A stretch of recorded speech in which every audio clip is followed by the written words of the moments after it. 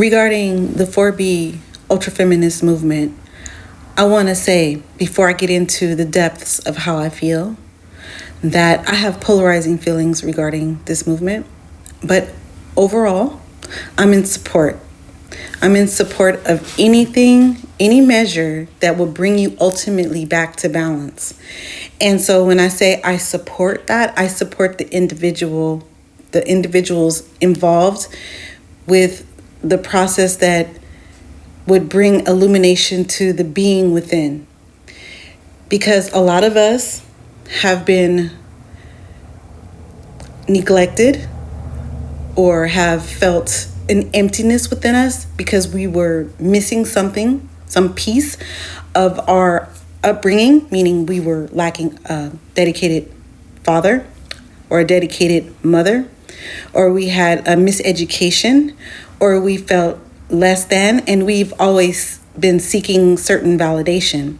And so with that, a lot of us have become unbalanced or undivine, meaning there's a host of women, females, who are unbalanced and who are what we would label as toxic, or what we will label as dramatic or drama queens, or in other words, narcissistic, or in other words, big mouths, or whatever we can label people, which that none of these labels identifies any one in particular person, because everybody could be that, not just any race or any gender. But what I'm saying is that the reason that this has come to be at the forefront is because what is ultimately true about women or females is that we are naturally nurturing. We're naturally giving. We're naturally bending over backwards and wanting to please.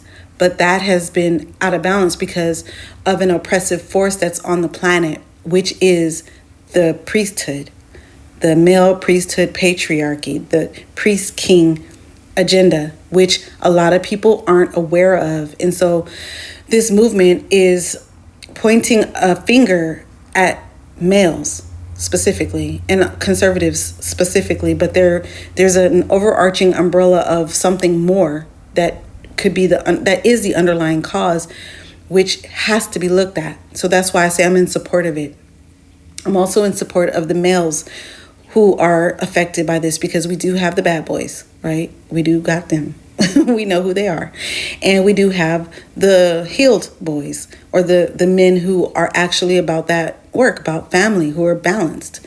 And so we have this whole generation, not just this generation, but generations back of a mixture of peoplings that have been some imbalanced with the balance mixing and not really meeting together on the level.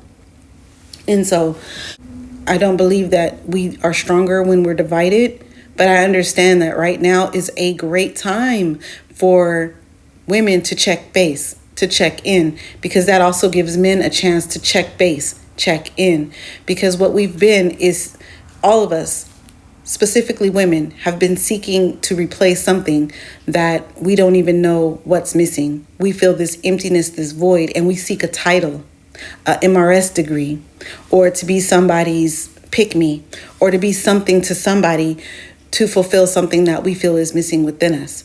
And then this begins way before we start dating, because we're taught to believe in the religious structure, which is a masculine structure. But what happened to the goddess?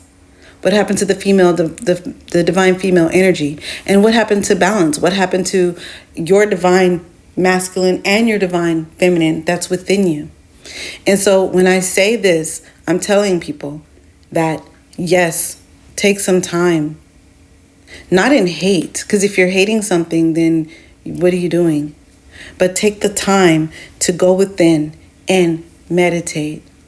Sit with your boredom, sit with your loneliness, sit with your sadness, sit with all the negs, right? All the negative energies that you feel, and balance that out with your positives. Balance that out with self-love, which means that you care and love yourself no matter what the mirror is lying to you and saying to you.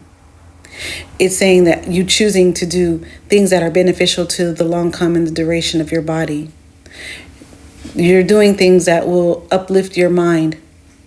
You're tuning into people who are along the level of wellness and are not catty or dramatic, no matter how charismatic they seem.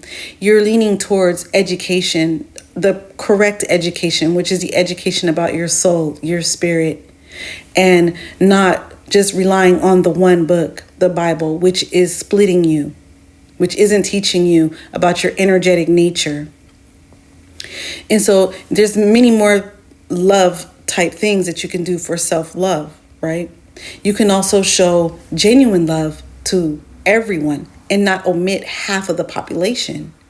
Because if you look at a thing and you find it to be grotesque, like many of these women are saying about these men in the current dating pool and their fathers and their uncles and just these bad men, right?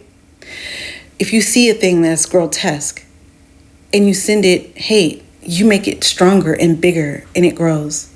But you send that thing, even if it's at a distance, your love. You continue to be the goddess, but you bring yourself into balance within.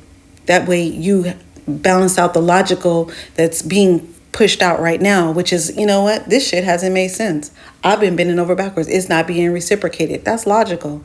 Bring that towards your creative feminine and say, you know what? I get it. Actually see their point of view. See what's wrong over there in the masculine camp. Because imagine how the void has been made within us. The void has been made within males too, because they seek titles and power and they want to emulate or mimic their heroes. And these heroes are killers, are warlords, and are harnessing the power of the female, stripping away the power of the female, and degrading the female. They put in front of us, even at the Democratic National Convention, they put in front of us what they believe we are. That was done by a female. And so they use us against us all the time. And so if you can't sit with these concepts and you can't just not blame and point a finger and take some of the burden onto yourself, we will continue to repeat these cycles. And that's why I'm a big proponent of doing your shadow work, which includes males, looking at males for what they are and giving grace to everything, looking at the male inside of yourself, because you're probably way more masculine than you actually even want to be. And so when we do that, we start to peel away these things which are keeping us in a state of loneliness, keeping us in a state of seeking an external validation or a title or some way of saying, yes, I'm here, I'm present, I measure up to society's standard. You know what I mean? Because I'm not saying there's something wrong with getting married or something wrong with wanting to be an MRS or something wrong with not wanting any of those things anymore or ever having wanted that. But what is the issue is the separation between males and females. We actually go together. And when we realize that a lot of this stuff is been taught to us to behave a certain way, females needed to sit with their legs closed and be proper and, wear a dress and speak softly and not interrupt men when they spoke. And boys needed to be rambunctious and they needed to man up and they couldn't cry and show emotions. These are not excuses though, right? That's what the program dictated. But these cannot be your excuses, because then if you rely on these as your excuses, you're now still pointing a finger outwards, and that does not solve the problem. So in solving the problem is to identify this stuff as part of our shadow. Because there's a negative shadow, there's a positive shadow. Your positive shadow might be that suppressed feminine nature. Males, you might want to be more soft. You might want to paint. And females, you might want to play baseball. Or you might want to be more soft because you've learned to be hard because you've been out of balance so long. But you're scared. You can't do it. You're blaming the government, which they have blame, but this work on ourselves, to do our work, we recognize, yes, that happened, they did that. But I can't name one person who's going to come walk through this door and fix my life. Not a government, not a religion, not a Jesus, not a Allah, not a Jehovah, not none of them. Those are all males too of the priesthood who have sucked enough of your energy. Okay? And so what I'm saying is, we can look at all of these things, put them in their place, and say, where is that in me? Where is that energy in me that needs to be released? Or needs to be transmutated? Or needs to be converted into an energy that I can actually use? And then I'm not looking for any of the above. The priest, the king, the what do you call it? The spiritual leader, the male, the Godhead outside of myself. It's all within me. It's all mine. It's always been mine. And so that big hole, that big empty hole that we fill it up with love. We fill it up with power. We fill it up with balance. And then from there, we correct the programs that are running in our heads, and we're no longer triggered by everything we see in the TV or the media. Every time we see somebody else get engaged, or every time we see someone fall that looked like they were doing good, we don't celebrate the failures of others. We don't get jealous of the successes of others. We don't blame men. We don't do any of that stuff. We take it all within, and we celebrate life in general. Because then we're sitting pretty. We're sitting really pretty in this spot of complete balance, complete wholeness. We have our negative ego. We have our positive ego, which is a fuel source. We have our words together. We have our words of power to manifest our future. And we have an energetic aura. We have an energetic Taurus field around us, which is connected to the stars. And when we are in balance, we open up a pathway to bring more love through us to help others to reach that level. It's kind of a level of I don't give a fuckness, but actually I love you. You ever had that where there was somebody who you knew you had to deal with, maybe your parent, maybe your sibling, if you're a twin or whatever, and you know you're not going to cut this person off, and you love this person, but I'm not going to give a fuck about all the stuff you have to say, because I know you're still part of that program, but I'm going to love you even if it's from a distance. Because you have that much love for yourself that it's just overflowing. It's overflowing. And what do we do about the rules? The no dating, the no sex with men, the no babies, the no getting married. Some of them is the no makeup, right? The shaving of the head and all that stuff.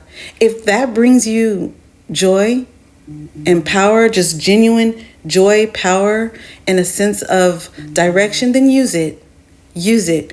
But use it for yourself. Use it to improve yourself, to fuel yourself.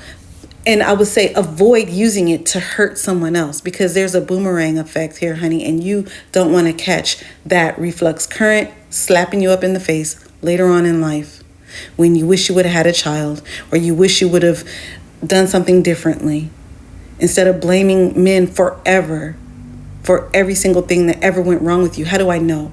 Because it's a labyrinth, and it's a power that's on this dimension that I feel, that I've felt a long time, and I resolve that for the most part. I work on it daily. Because it's a sour spot for a lot of us. Okay, but I realized that every single thing that went wrong with me, I pointed it back to my father who wasn't there, or I pointed it to religion who never showed up for me. And those things are factual, and that's true. But how long can I let that shit hold me back?